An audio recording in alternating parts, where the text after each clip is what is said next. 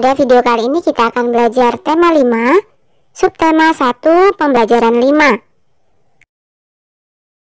Siapa lagi tokoh yang terkenal pada zaman Hindu, Buddha, dan Islam? Pada akhir masa kerajaan Hindu-Buddha muncullah tokoh-tokoh yang membawa kejayaan kerajaan Majapahit. Kerajaan Majapahit dikenal sebagai salah satu kerajaan terbesar di Nusantara. Siapakah mereka? Mari kita cari tahu. Nah, peta berikut menunjukkan daerah kekuasaan Majapahit. Kemudian ada Pati Gajah Mada, Hayam Wuruk, dan gambar Candi Penataran. Mahapati Gajah Mada.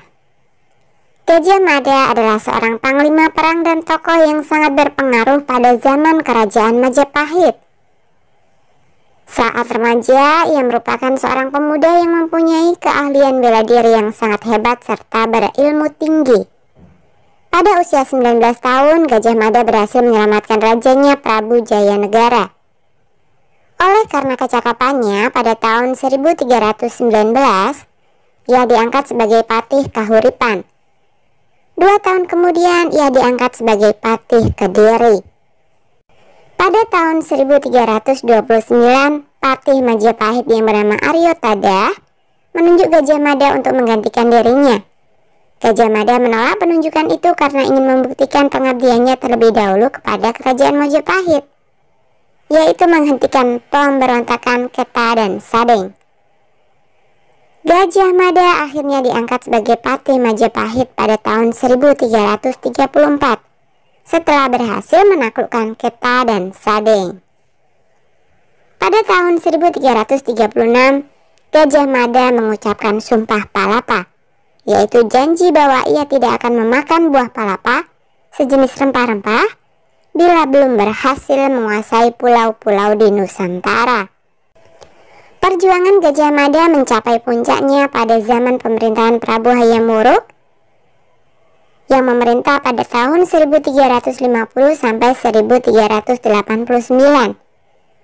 Pada masa itulah Majapahit mencapai keemasannya. Dari kitab Negara Kertagama dapat diketahui bahwa daerah kekuasaan Majapahit hampir sama luasnya dengan wilayah Indonesia yang sekarang. Bahkan, pengaruh kerajaan Majapahit sampai ke negara-negara tetangga. Nah, berdasarkan cerita sesuai urutan arah panah pada halaman sebelumnya, tuliskan kembali dengan singkat mengenai Gajah Mada. Nah, ini misalkan saja ya.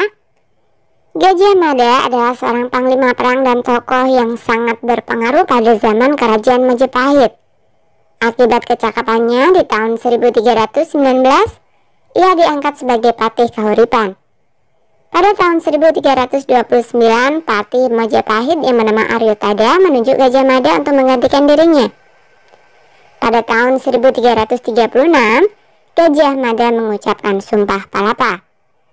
Perjuangan Gajah Mada mencapai puncaknya pada zaman pemerintahan Prabu Hayam Wuruk yang memerintah pada tahun 1350 sampai 1389.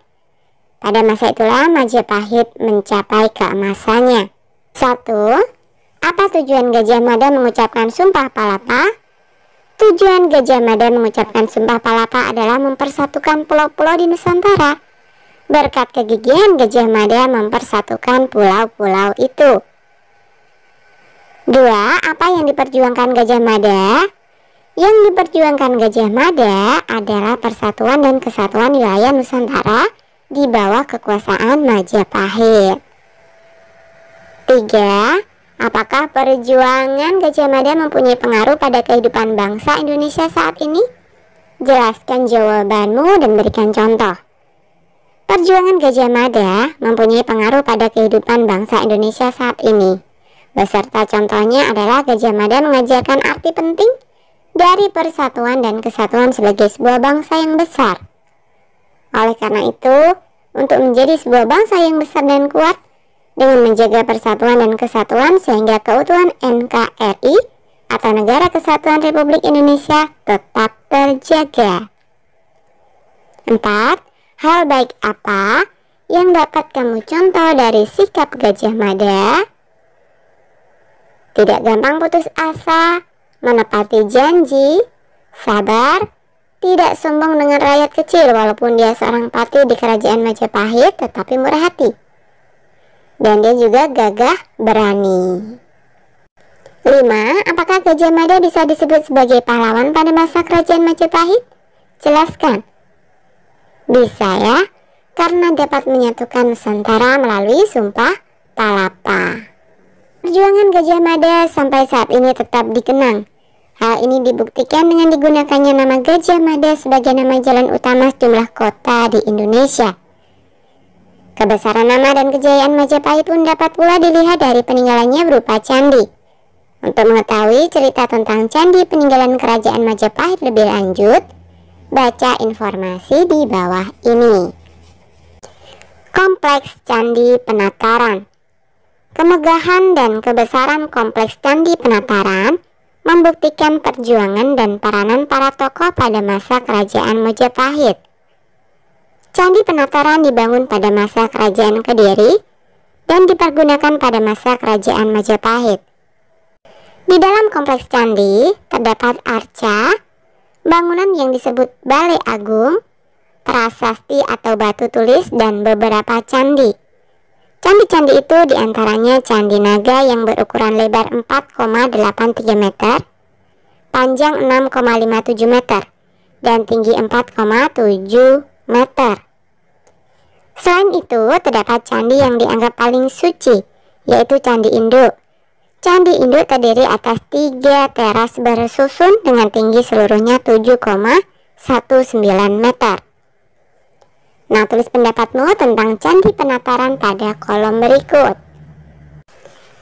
Candi Penataran membuktikan peranan dan perjuangan tokoh di masa kerajaan Majapahit. Dalam candi tersebut terdapat arca dan prasasti. Candi Penataran sangat indah dan harus dijaga kelestariannya. Diskusikan pendapat tersebut secara berpasangan. Gajah Mada adalah tokoh yang memiliki jiwa kepahlawanan yang luar biasa. Tokoh yang pantang menyerah dan tak pernah gentar. Banyak cara yang bisa dilakukan untuk menggugah semangat kepahlawanan. Salah satu cara tersebut adalah melalui lagu.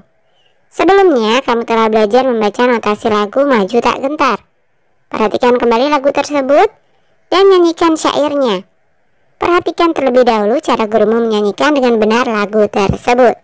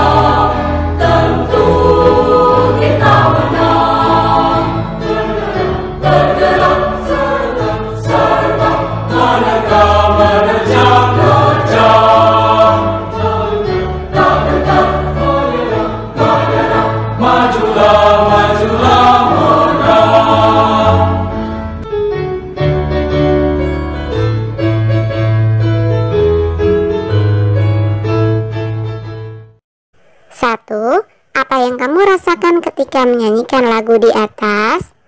Jelaskan jawabanmu. Merasa bangga dan bersemangat untuk membela bangsa. 2. Jelaskan tentang nada dan tempo dalam lagu tersebut. Nilai baik apa yang terkandung dari lagu tersebut? Lagu Maju Tak Gentar termasuk lagu perjuangan, karya C. Simanjuntak, dengan tanda birama 4/4. Apa fungsi tanda birama? Setiap birama terdapat 4 ketukan dan masing-masing ketuk bernilai 1/4. Nilai baik apa yang terkandung dari lagu Maju Tak Gentar? Belalah segala sesuatu berdasarkan kebenaran. Janganlah mau ditindas, ditekan, dan dikekang. Segala hak pribadi maupun orang lain harus sama-sama diperjuangkan. Ajakan untuk gotong royong bersatu dalam mengusir para penjajah. Dan senantiasa semangat dan jangan pernah putus arang guna meraih kemenangan dan kemerdekaan.